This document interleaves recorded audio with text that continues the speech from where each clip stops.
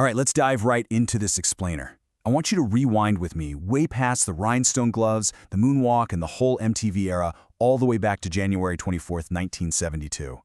We're looking at the exact origin point of a true pop music revolution. You know, in our collective cultural memory, we almost always think of Michael Jackson as the architect of the 1980s pop landscape. But today, we're exploring a deeply important artifact of musical history. His debut solo studio album, Got to Be There.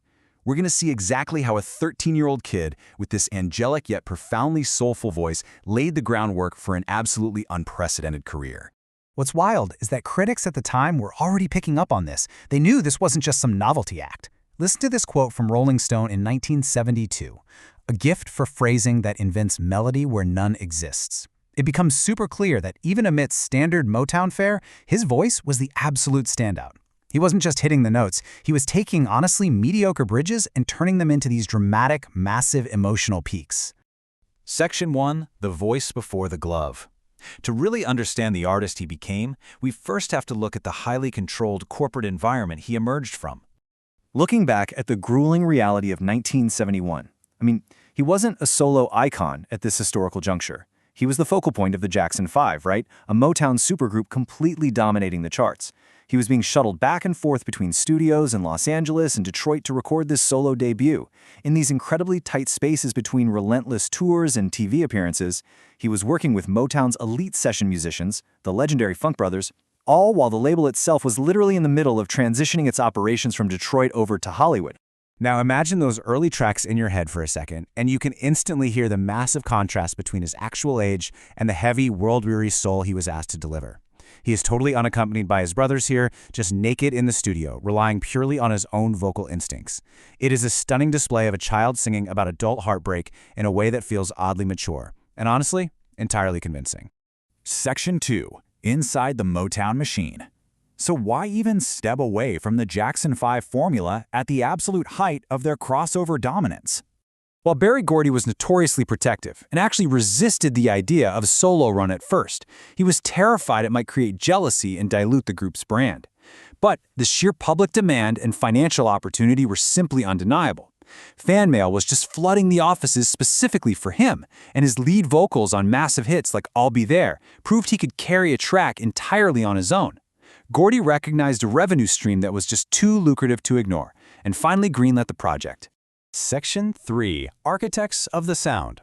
Motown needed to mitigate their financial risk, and they did so by using a committee of elite hitmakers to diversify his portfolio. The crucial point here is that by utilizing both Hal Davis and the corporation, Motown made sure he was marketed simultaneously as a romantic balladeer and a bouncy pop star. Hal Davis brought this delicate melodic sophistication. Think sweeping strings, gentle piano, putting the vocals right at the front of the mix. Then on the flip side, you have the corporation. They were the masterminds behind the bubblegum soul hits, ensuring the solo album didn't stray too far from the upbeat, danceable formula the fans already loved. It was a brilliant, deliberate strategy to guarantee the album's success. Section 4. Decoding the masterpieces. Let's actually break down a few of the specific tracks that served as the vocal boot camp for the superstar he'd eventually become. The title track gave birth to his trademark sob. You know that distinct catch in his voice? It sounds almost like a suppressed cry, and he navigated it with effortless agility. The song is essentially a plea for a return to a simpler time in a relationship, and the chorus features this melodic leap that could have easily strained a child's vocal cords, but his delivery, smooth and just incredibly emotionally resonant. And the strategy worked perfectly. Different combinations of writers and producers translated into massive, mainstream radio gold. These lead singles were practically unstoppable. You've got the soft soul of the title track hitting number 4, the upbeat pop of Rockin' Robin reaching number 2, and the syncopated groove of I Wanna Be Where You Are peaking at 16. He was literally conquering the charts on multiple fronts. Then, in a total 180-degree turn from those soulful ballads, you have Rockin' Robin. This cover of Bobby Day's 1958 rockabilly hit proved he could handle rock-inflected rhythm.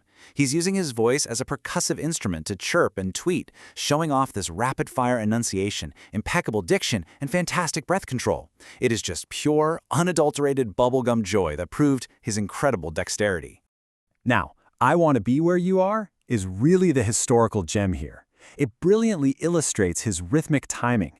By playing with the downbeat and delaying his verse entrances, he creates this profound sense of longing. He lays the syncopated groundwork for his future late 70s sound right here. Plus, the climax of the song features this soaring falsetto that is a true testament to his upper register control.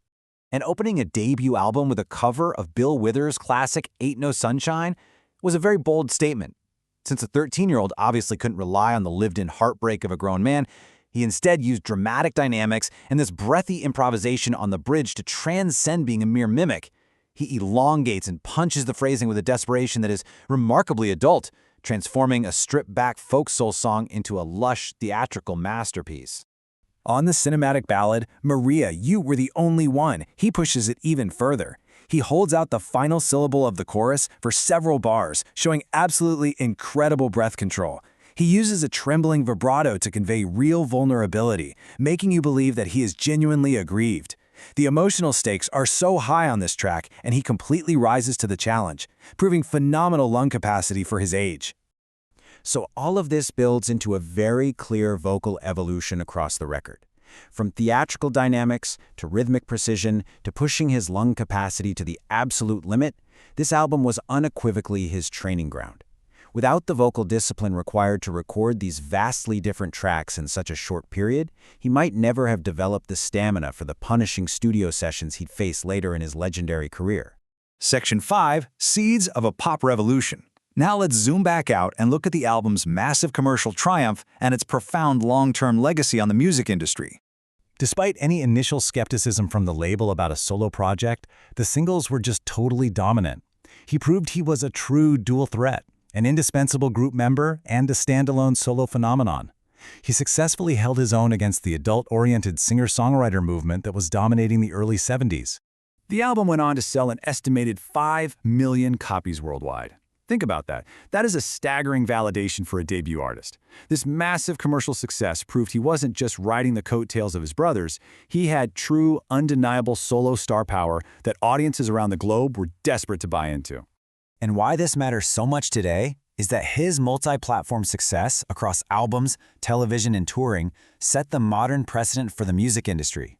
Sure, before him, child stars had solo success, but this level of multimedia dominance established the blueprint for artists like Justin Timberlake leaving NSYNC, Beyoncé stepping out from Destiny's Child, or Harry Styles moving on from One Direction. This album literally wrote the playbook. Yet, this highly restrictive factory system also planted the very seeds of his rebellion. He was treated as a cash cow, forced to record covers and material chosen by staff writers. He had absolutely zero input on song selection or arrangements. It was the Motown factory system at its finest, but also its most restrictive, and it sparked a deep, deep desire for creative control that would soon change everything. The album is absolutely a time capsule of 1972, but within that dated aesthetic, a timeless talent really emerges. When we hear that clear, bell-like tenor crack with emotion, we are witnessing the exact moment a child star shed his novelty status and truly became an artist. He captured a purity and vulnerability here that he would never quite recapture as an adult. So I want to leave you with this provocative thought. If he hadn't been pushed through this demanding, controlling pop boot camp, would he have ever built the stamina and the rebellious drive to completely change music history just a few years later? The restrictions of 1972 forged the independence of 1975, reminding us that legends aren't born fully formed. They're built track by track, starting with the very first note.